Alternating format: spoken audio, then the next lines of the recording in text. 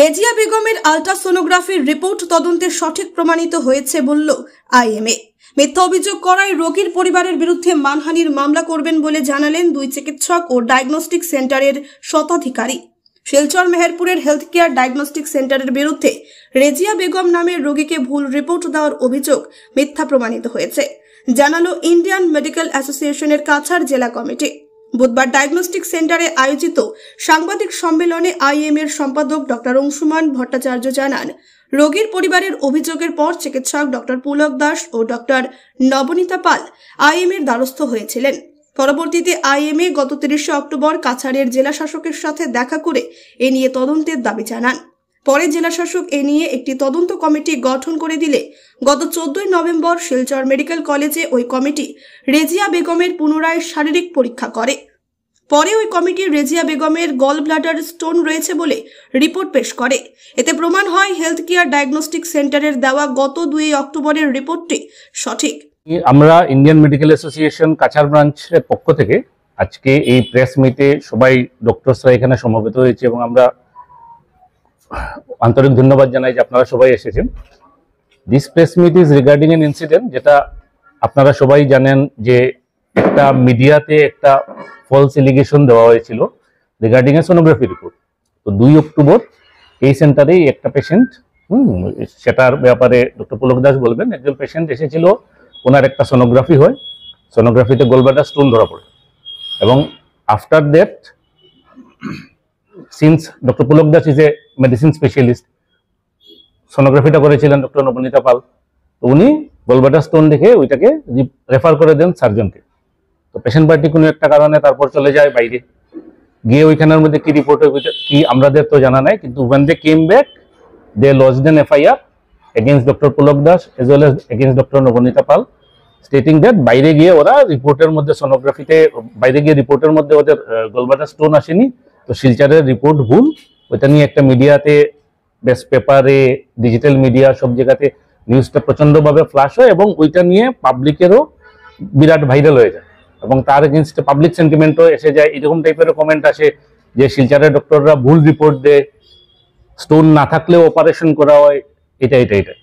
তো এটা হয়েছে 2 অক্টোবর। তারপর ওনারা ইন্ডিয়ান মেডিকেল অ্যাসোসিয়েশন কাছাড় ব্রাঞ্চকে ওনারা লিখিতভাবে প্রার্থনা জানান যে এই ম্যাটারটাকে আমরা ফলো আপ করি, and on the basis of their request Indian medical association থেকে একটা এক্সিকিউটিভ দল 30 অক্টোবর 2024 আমরা গিয়ে রেসপেক্টেড ডেপুটি কমিশনার স্যারের সঙ্গে দেখা করি এবং ওনাকে আমরা রিকোয়েস্ট করি যে স্যার, আমরা তো জানা নেই যে ওদের রিপোর্ট ভুল আছে কি শুদ্ধ আছে, আপনি এটা একটা এনকোয়ারি করুন, এই জিনিসটা তো ধরা পড়তে লাগবে যে কি হয়েছে না হয়েছে, কেন কি এটা নিয়ে পাবলিক সেন্টিমেন্টটা চলে গেছে ডক্টরের এগেনস্টে। তার মাধ্যমে district commissioner, deputy commissioner sir আমাদের রিকোয়েস্টের বেসিসে জয়েন্ট ডিরেক্টর অফ হেলথ সার্ভিসের আন্ডারে একটা এনকোয়ারি কমিটি গঠন করানো হয়। ওই এনকোয়ারি কমিটিতে 4 জন ডক্টর ছিলেন, আমি নাম বলছি না, 1 রেডিওলজিস্ট ওয়াজ দেয়ার, 1 স্টেট হেলথ সার্ভিস ডক্টর ওয়াজ দেয়ার, একজন সার্জারি ডক্টর ছিলেন এবং ওই এনকোয়ারি কমিটি দিয়ে একটা ডিটেইলড এনকোয়ারি করা হয় ওই পেশেন্টের, যেটা 14 নভেম্বর 2024 শিলচর মেডিকেল কলেজে, premier institute of this valley government medical institute, ওইখানে করা হয় এবং ওই রিপোর্টের বেসিসে ফাইনাল রিপোর্টটা ডিস্ট্রিক্ট কমিশন ডেপুটি কমিশনারের অফিসে সাবমিট করা হয়। আমরা যখন ওই রিপোর্টটা পাই তারপরেই আমরা আজকে এই প্রেস মিটটা করছি এবং ওই রিপোর্টে এটা আসে যে ওই পেশেন্টের গোলব্লাডার স্টোন ছিল, ওইটাতে ডক্টর নবনীতা পালের রিপোর্টে কোনো ভুল ছিল না। অবভিয়াসলি একজন মেডিসিন ডক্টর হিসাবে উনি যখন পাবেন একটা পেশেন্টের গোলব্লাডার স্টোন আছেন, উনি তো আর অপারেশন করবেন না, উনি ওইটাকে একটা সার্জারি ডক্টরের কাছেই রেফার করবেন। তো আমাদের ডক্টরদের এই ইনসিডেন্টে কোনোই ভুল ছিল না, কিন্তু তথাপি ওদের এগেনস্টে FIR লজ করা হয়, মিডিয়া ট্রায়াল করা হয় এবং যথেষ্ট ওদের হ্যারাসমেন্ট, ডিফেমেশন সবকিছু করা হয়। এই জিনিসটাকেই আমরা পাবলিককে জানানোর জন্য আজকে এই প্রেস মিটে সমবেত হয়েছে। এদিকে দুই চিকিৎসক ডক্টর পুলক দাস ও ডক্টর নবনীতা পাল জানান, রেজিয়া বেগমের পরিবারের লোকেরা যেভাবে মিথ্যা অভিযোগ এনে সংবাদ মাধ্যম ও সামাজিক মাধ্যমে তাদেরকে বদনাম করেছেন, এতে তারা মানসিকভাবে ভেঙে পড়েছেন। তাই রেজিয়া বেগমের পরিবারের বিরুদ্ধে মানহানির মামলা করবেন বলে জানান। উনারে দেখার পর আমার মনে হলো যে একটা সোনোগ্রাফি করলে ভালো হয়, তো অ্যাকর্ডিংলি আমি তাদের দেখিয়েও আমি তাদের একটা সোনোগ্রাফি করতে দিয়ে দিছি। তো সোনোগ্রাফি টাইম করাইয়া পরে যখন আমার লগে কন্ট্যাক্ট করছেন আবার আইয়া, তো আমি দেখলাম যে সোনোগ্রাফি রিপোর্টে একটা স্টোন আছে। তো স্টোন দেখে এজ ইউজুয়াল আমাদের ডিউটি এটা যে আমরা পেশেন্টকে অ্যাডভাইস করি টু কনসাল্ট এ সার্জন। তারপরে তারা আমার এখান থেকে গেছে গিয়া আর কোনো রকম আমার লগে কোনো যোগাযোগ করছে না। সাডেনলি একদিন আমি দেখি যে আমার নামে একটা এফআইআর তারা জমা দিয়েছে পুলিশ স্টেশনে। জানতে পারলাম যে তারা নাকি চেন্নাই গেছে চেন্নাই গিয়া এখানে গিয়া তারা ডক্টর দেখাইয়া তারা কোনো স্টোন না পাইয়া তারা শিলচরাইয়া আমাদের এগেইনস্টে আমি ডক্টর পুলক দাস, তারপরে ডক্টর নবনীতা পাল এবং আমাদের যে এই সেন্টারের এগেইনস্টে তারা এলিগেশন লাগাইছে যে আমরা ফলস রিপোর্ট দিই এবং ফোর্জ রিপোর্টস দিয়া পেশেন্টের বিভিন্ন ধরনের হ্যারাস করে। এবং তারা এটাও কইছে যে doctors of Barak valley fake সব, হ্যাঁ, এগুলা অনেক কিছু তারা সোশ্যাল মিডিয়াতে তারা কইছে। আর তারা এরকমও কইছে যে ফলসলি অনেক পেশেন্টের অপারেশন করা হয়, গলব্লাডার কাটি দিলেও কোনো কিছু না, কিন্তু গলব্লাডার তো একটা অর্গান গেলে গিয়ে কি প্রবলেম হইব, তারা কই থেকে স্টোন পাইব, এগুলো তারা বিভিন্ন ধরনের কথা কইছে। এবং একটা সোশ্যাল মিডিয়া না, তারা ভেরিয়াস সোশ্যাল মিডিয়াতে এমনভাবে তারা এটা ভাইরাল করছে, করার পরে আমাদের নাম পেন সব একদম নষ্ট হয়ে গেছে গিয়া। তারপরে এটা সত্ত্বেও আমরা তার কাছে বিভিন্ন টাইমে বিভিন্নবারে আমরা তার কাছে প্লিড করছি যে তোমরা ঠিক আছে একবার একটা সোনোগ্রাফি আরবার একটা রিপিট সোনোগ্রাফি করাও, তাই বুঝা যাইব রিপোর্টটা কি আছে না আছে। তারা আমরা কথা কোনো কিছু শুনছে না, বারবার আমরা রিপিটেডলি তারা রিকোয়েস্ট করা সত্ত্বেও তারা আমরা কথা শুনছে না তারা। তারপরে আমরা অসহায় হইয়া আমরা আইএম এর কাছে আমরা অ্যাপ্রোচ করলাম যে এরকম জিনিসটা হয়েছে, তারা জানাইলাম। তারপরে তারা ডিসির কাছে গিয়া তারপরে ডিসির হেল্প নিয়া জয়েন্ট ডিরেক্টরের হেল্প নিয়ে একটা কমিটি ফরমেশন করাইয়া তারপরে পেশেন্টের অলমোস্ট ফোর্সিবলি এটা একটা সোনোগ্রাফি করানো হয়েছে। সোনোগ্রাফি করাইয়া দেখা গেছে যে মেডিকেল কলেজেই হয়েছে, সোনোগ্রাফি কলেজে করাইয়া দেখা গেছে যে এখানে একটা সেম স্টোন আছে। গতিকে এটা তো পুরোপুরি দেখা গেল যে আমরা যেটা রিপোর্ট দিচ্ছি এটা একদম নর্মাল কারেক্ট রিপোর্ট, আমরা কোনো জায়গায় কোনো ভুল নাই। ইনস্পাইট অফ দ্যাট তারা আমাদের নাম, আমাদের ফেম, আমাদের ডক্টর পেশেন্ট রিলেশনশিপ, আমাদের সবকিছু তারা নষ্ট করে দিয়েছে। আমরা খুব ট্রমাটাইজ এটা নিয়ে, not only me, my all doctor fraternities, my family even is traumatise, still we are in trauma. আমরা এটা থেকে এখনো বেরিয়ে যেতে পারছি না, সব দিক দিয়ে আমাদের লস হয়ে গেছে গিয়া।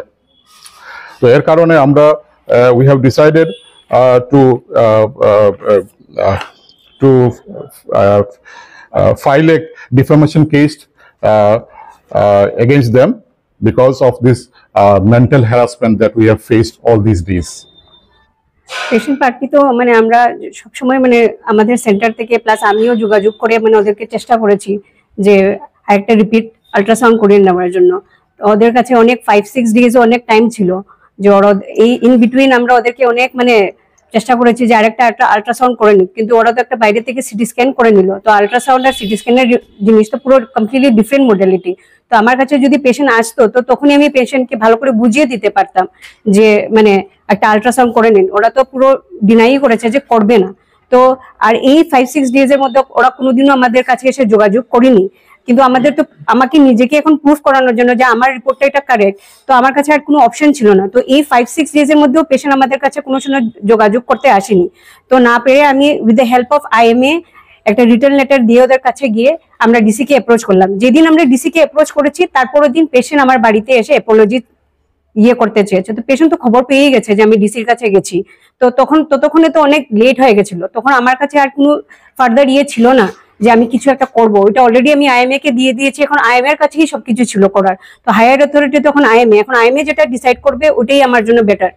তো তারপরে আমরা with the help of DC, joint director আর সবাইকে মিলে পেশেন্টকে আমাদের 14 নভেম্বরে একটা রিপিট আল্ট্রাসাউন্ড হয় শিলচর মেডিকেল কলেজে।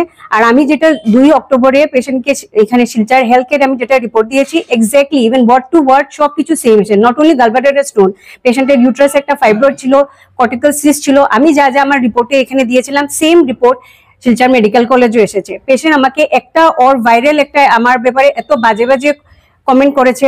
আমাদের পাবলিক ওরা যে সময় ভাইরাল করলো এই ভিডিওটা যে আমি ভুল রিপোর্ট দিয়েছি, আমাকে এত মানে মেন্টালি হ্যারাস করেছে, আমার ফ্যামিলি লাইফ পুরো নষ্ট হয়ে গেছে। আমার এতদিনের প্র্যাকটিস, আমি যে এতদিন 9-10 ইয়ার্স থেকে যে আমি প্র্যাকটিস করছি, আমার মানে এই এতদিনের মধ্যে কোনোদিনও এরকম কোনো ইনসিডেন্ট হয়নি। আমার নাম, আমার গুডউইল সবকিছু নষ্ট করে ফেলেছে, মেন্টালি ট্রমাটাইজ হয়ে গেছি। এখনো আমি মানে ভালো করে যে পেশেন্ট করব ওইটা আমার এখন নেই। সবসময় তো আমার মাথায় ওইটাই থাকে না, একটা জিনিস ওইটাই চলতে আছে। তো আলটিমেটলি না ইয়ে করে তো ডেফিনেটলি যেটা পুলকদাস স্যারও বলেছেন একটা স্টেপ তো আমাদের নিতে হবে, নাহলে তো এরকম রোজ একটা আমরা ডক্টরস বিং একটা সফট টার্গেট, সবাই এসে শুধু এরকম রোজ একটা পাবে, ওরা তো এরকম না, কিছু একটা হলেই আপনারা ভুল ইয়ে করেছেন, ওইটা ইয়ে করেছেন, সঙ্গে সঙ্গে ইয়ে করে নেয়। তো পাবলিক ইমেজটা কার নষ্ট হচ্ছে? আমাদের নষ্ট হচ্ছে না? ডক্টর পেশেন্ট রিলেশনশিপ কার নষ্ট হচ্ছে? আমাদের নষ্ট হচ্ছে। ওদের তো কিছু আসছে না, যাচ্ছে না। আমি ওইটাই ভাবছি যে কিছু একটা তো এখনো ডিসাইড করিনি, বাট আমিও ভাবছি যে একটা কিছু করব। এরকম চুপ থেকে তো আর হবে না, আজকে ও করেছে কালকে অন্য কেউ করবে। আইনের আশ্রয় নেবেন? সরি, আইনের আশ্রয় নেবেন? হ্যাঁ, আইনের আশ্রয় নেব। এদিকে হেলথ কেয়ারের অন্যতম কর্ণধার মুস্তাফিজুর মজুমদার জানান, মিথ্যা অভিযোগের ফলে তাদের ডায়াগনস্টিক সেন্টারের অনেক বদনাম হয়েছে, তাই তিনিও পৃথকভাবে মানহানির মামলা করবেন বলে জানান। আর এই পুরা মানে সিনারিওর মধ্যে সবচেয়ে বেশি লস হয়েছে আমারই। নতুন সেন্টার আমি অ্যাকচুয়ালি মানুষের সেবার লাগিয়ে খুলছিলাম, খোলাতে গিয়ে এখানে জাস্ট খালি স্টার্ট করা কিছুদিন গেছে না, তারা একটা ফলস এলিগেশন লাগাইছে। আর হোয়ারেজ আমরা কিতা করছি, আপনার ইনস্ট্রুমেন্ট থেকে লিয়া প্রত্যেকটা জিনিস কোনো কিছুতে কোয়ালিটি মানে কম্প্রোমাইজ করছি না। মানুষ একটা হওয়ার পরে একদম নিজের ভাবিয়া যতটুকু করা লাগে আমরা সেটা করতে থাকি, সো দ্যাট কোনো ধরনের তার যে কোনো অসুবিধা যাতে না হয়। কিন্তু এই ফলস এলিগেশনের পরে আমার পেশেন্ট ফ্লট থেকে লইয়া যেটা বিজনেস আলটিমেটলি হ্যাম্পার হয়েছে। ওয়াতে আমি মানে লিটারালি আমি ইয়েতে আছি, ট্রমাতে আছি অনেক দিন থেকেই। এমন অবস্থা হয়েছে যে আমরা মানে চালাইতাম কিভাবে, আমরা এটা লইয়া লিটারালি মানে কনফিউশনে আছি, এমন অবস্থা করছে। হোয়ারাজ কোনো এখানে আমরা কোনো ইয়েই নেই, আই মিন আমার কোনো এখানে আমরা কোনো আমরা অ্যাকচুয়ালি কোনো ফল্টই করছি না, এটা আননেসেসারি জিনিস এরাইজ করছে। আর এটা সবার ফ্রিডম আছে কথা কোয়ার, কিন্তু এরকম কিছু জাস্টিফাই না করিয়া আমি রিকোয়েস্ট থাকবো সব মানুষের কাছেও, প্লিজ প্রথমে বুঝার চেষ্টা করবা, তারপরে জিনিসগুলো রিয়েক্ট করেন। আননেসেসারি কমেন্ট দিরা বা যেটা হোয়ারেজ ডক্টর কোন বা আমরা সাইড থেকে তো কোনো ধরনের ফল্টই হয়েছে না। আপনি কি স্টেপ নেবেন? আপনার যে এরকম একটা বদনাম সেন্টার থেকে আমরা ওইটাই একটা ডিফেমেশনের লাগি কেস ফাইল করবো। এদিকে আইএমএ এর কাছাড় জেলা কমিটির উপদেষ্টা ডক্টর অরূপ কুমার পাটোয়া এই ইস্যুতে দুই চিকিৎসকের পাশে রয়েছেন বলে জানান। আমাদের ডাক্তারের নাম মেলিগ্নেন্ট করা হয়েছে, বদনামি করা হয়েছে, সেন্টারও লসে গেছে সবকিছু। ওরা ডেফিমেশন কেস যখন ফাইল করব আমরা পিছনে ওদের ফুল ব্যাকিং করিয়া যাইব। আমরা তরফ থেকে ফুললি সাপোর্ট থাকবো, প্রথম দিকের থেকেই থাকবো। আর আমরা আইএমএর তরফ থেকে আপনাদের প্রেসের একটা রিকোয়েস্ট, কাইন্ডলি আপনারা এক পার্টি শুনে কোনো সময় কোনো নিউজটা দিয়েন না, আমরা এটাই রিকোয়েস্ট। অপোজিট পার্টি যেন যদি আমার এগেনস্টে কেউ কয়, আরেকটা পার্টি আমার এখানেও আইয়া আপনি জিগাই বা যেরকম ঘটনা হয়েছে এটা সত্যি কেন কি মিথ্যা। কিন্তু শিলচরে আমি ম্যাক্সিমাম দেখি এখন তো ফেসবুক আর এইসব এত বেশি হয়েছে যে একটা লাইন যদি আরম্ভ হয় তো এটা একদম সিরিয়ালি নাম বদনামি করতেই থাকে সবাই। আর প্রেসও আমি রিকোয়েস্ট করি যেন আপনারা দুও সাইডের পক্ষর কথাটা শুনিয়া তারপরে একটু কিছু ইসে দিবা। আমরা